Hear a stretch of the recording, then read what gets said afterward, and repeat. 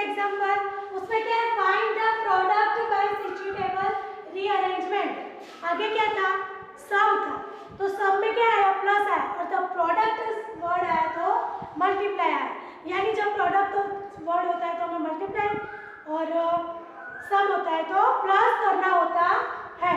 अब इसमें हम कैसे करेंगे, ऐसे तो इजीली भी मल्टीप्लाई करके भी आप कर सकते हो, आगे जैसे मैंने प्लस में बताया ऐसे, पर हमें क्या करना है, लास्ट डिजिट को हमें देखना है, और 2 का हमें मल्टीप्लाई करना है, लास्ट में क्या आना चाहिए, 0। ये दोनों काम करते हैं, 2 8 जा 16 आता है, 0 नहीं आता है। ओके, फिर ये दोनों का करता है तो 0 आता है, पर वो थोड़ा लंबा हो जाएगा।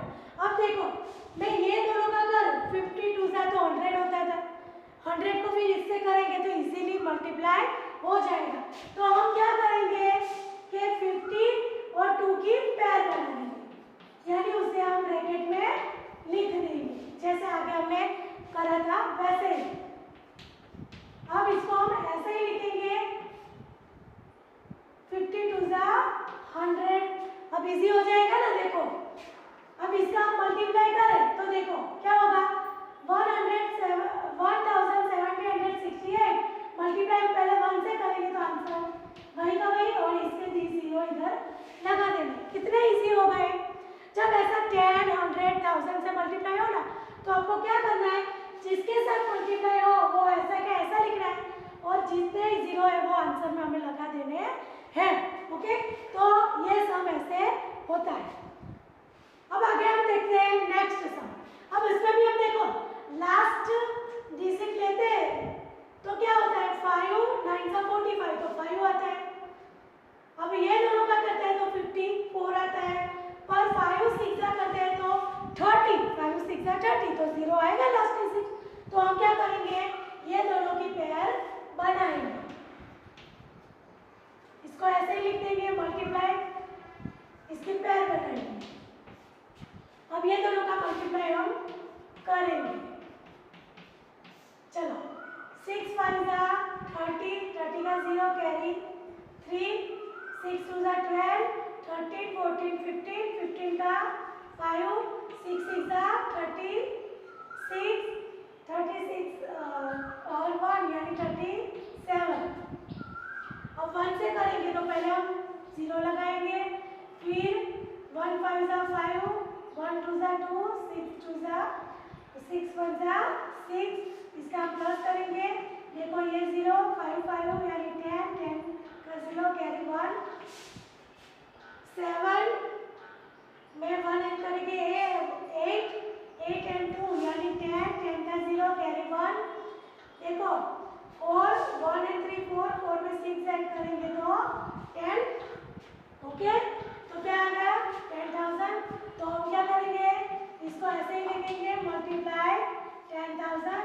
अब मैंने क्या बोला कि ऐसे जब डिजिट हो तो हमारा ये जो नंबर है उसको हम ऐसे ही लिखेंगे, इसके पीछे जितने भी 0 हो वो हम आंसर में लगाएंगे। तो इधर 4 0 है तो हम 4 0 इधर लगा देंगे, तो ये हो गया हमारा आंसर। अंडरस्टैंड इट, कितना इजी है। अब इसको आप करने जाओ, ये दोनों का करो कितना लंबा हो, फिर उसके आंसर के साथ इसका करो कितना लंबा हो, इससे अच्छा ये हमें कितना अच्छे से मिल रहा है। तो आपको ऐसे करना है। ओके, अब आगे ये देखो 4 डिजिट वाला है, तो 4 डिजिट में भी हम ऐसे ही करेंगे।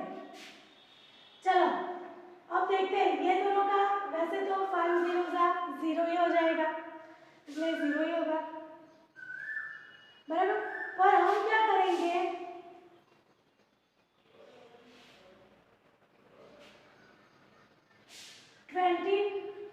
फाइव और 5 8 जा 40 होता है तो वही 0 हो जाएगा। तो हम इधर ये दोनों की पेयर बना देंगे, ऐसे भी हो सकता है, या फिर ये दोनों का करेंगे तो भी होगा। देखो 25 4 जा तो 100 हो जाएगा, 100 के पीछे इसका एक 0 लगेगा तो 1000 हो जाएगा, कितना इजी हो जाएगा। तो हम ऐसे करते हैं, ये दोनों की ऐसे पेयर बनाते हैं 125 मल्टीप्लाई 8 और इसकी पेयर बनाएंगे हम मल्टीप्लाई 25, ये दोनों की हम ऐसे पेयर बना देंगे। अब 125 मल्टीप्लाई 8 करेंगे, 8 5 जा 40 का 0 कैरी में 4, 8 2 जा 16 17 18 19 20, 20 का 0 कैरी 2, 8 1 1 जा 8 8 10 2 यानी 10 हो जाएगा। 8 में 2 ऐड करेंगे तो इसका आंसर आया 1000। मल्टीप्लाई इसका भी देखना 1000 ही आएगा। देखो 24 25 4 जा 100 होता है ना, और ये एक 0 बचा वो हम लगा देंगे। आपको ना आए तो आपको ऐसे करके देखने का। ओके देखो ये 0 0 फिर ये 0 है, फिर 4 जा 20 का 0 2 8 and 2 10 हो जाएगा ना 1000। तो ये भी 1000। और 1 1 जा 1, इसके 3 0 और इसके 3 0, तो ये हो गया हमारा आंसर। कितना इजी हो वो ना, और वो करते तो भी हो जाता पर थोड़ा लंबा होता, इसलिए हमने ऐसा किया। अब आगे इसमें करेंगे 2 8 5। अब ये दोनों की हम पेयर बना देंगे। तो देखो 2 8 5 और ये दोनों का क्या होगा 5 6 30 और इसका एक 0 लगा दिया। अब हम क्या करेंगे ये 2 8 5 मल्टीप्लाई 3 करेंगे और इसके 2 0 आंसर में जो लगा देंगे। ओके तो 5 3 जा 15 15 का 5 कैरी में 1। ओके अब 3 8 जा 24 24 और 25 का 5 कैरी 1। 2 3 जा 6 6 and 1 7, मतलब 7 5 5 और ये 2 0। तो ऐसे होते हैं ये सम हमारे। Understand it? ऐसे ये सम होते हैं और ये आपको नोटबुक में लिखने हैं। ओके आगे और सम देखते हैं हम। आगे के सम में क्या है, तो आगे के सम में find the value of following, मतलब ये चीज नीचे दिए गए प्रश्न के हमें वैल्यू ढूंढनी है। तो देखो ये ध्यान से देखो, एक तो इधर मल्टीप्लाई है प्लस है मल्टीप्लाई, यानी कि ये दोनों के बीच क्या है मल्टीप्लाई है और बीच में प्लस है। अब उसमें मल्टीप्लाई है, वहां देखो 297, इधर भी क्या है 297, मतलब सेम है। तो उसे हम कर क्या करेंगे 1 टाइम लिख देंगे, मतलब कॉमन निकाल देंगे, ऐसा बोलते हैं कॉमन निकाल देंगे। और बाकी जो बचा वो ये क्या बचा 7 बचा 17, तो 17 फिर ये सिंबल प्लस का और इसमें क्या बचा 3, उसे एक ब्रैकेट में हम लिख देंगे। ओके समझ में आया, उसे हम एक ब्रैकेट में लिख देंगे। तो अब इसे क्या करेंगे हम ये दोनों का पहले प्लस करना है, ब्रैकेट का हम पहले क्या करेंगे प्लस करेंगे। तो 17 प्लस 3 यानी 20 होगा, तो हम लिखेंगे 20। अब ये दोनों का क्या करेंगे हम मल्टीप्लाई करेंगे। पहले ये दोनों का करना है, फिर इसका आंसर है उसके साथ हमारी ये वैल्यू को क्या करना है मल्टीप्लाई करना है। तो हम मल्टीप्लाई करेंगे 0 0 0 होगा, 0 से करेंगे तो फिर ये 0 फिर 2 7 जा 14 14 का 4 कैरी 1 2 9 जा 18 18 and 1 19 का 9 कैरी 1 2 2 जा 4 and 1 5। तो आंसर आएगा हमारा 5940। Understand it? ओके तो ये ऐसे होते हैं। आपको ऐसे प्लस और मल्टीप्लाई का समझता है, तो उसमें मल्टीप्लाई जहाँ होगा वहाँ सेम वैल्यू होगी, सेम नंबर होगी, तो उसे हमें कॉमन निकालना है, 1 टाइम आगे लिख देना है, फिर मल्टीप्लाई का सिंबल बाकी जो बचा वो हमें एक ब्रैकेट में लिख देना है, फिर उसका प्लस करना है ब्रैकेट का, ब्रैकेट हो जाए उसके बाद उसके जो आंसर आए उसका फिर मल्टीप्लाई करना है। ऐसा ही हम इसमें देखते हैं। तो इसमें क्या है देखो, अब देखना ये 3 के बीच मल्टीप्लाई है और ये 3 के बीच मल्टीप्लाई।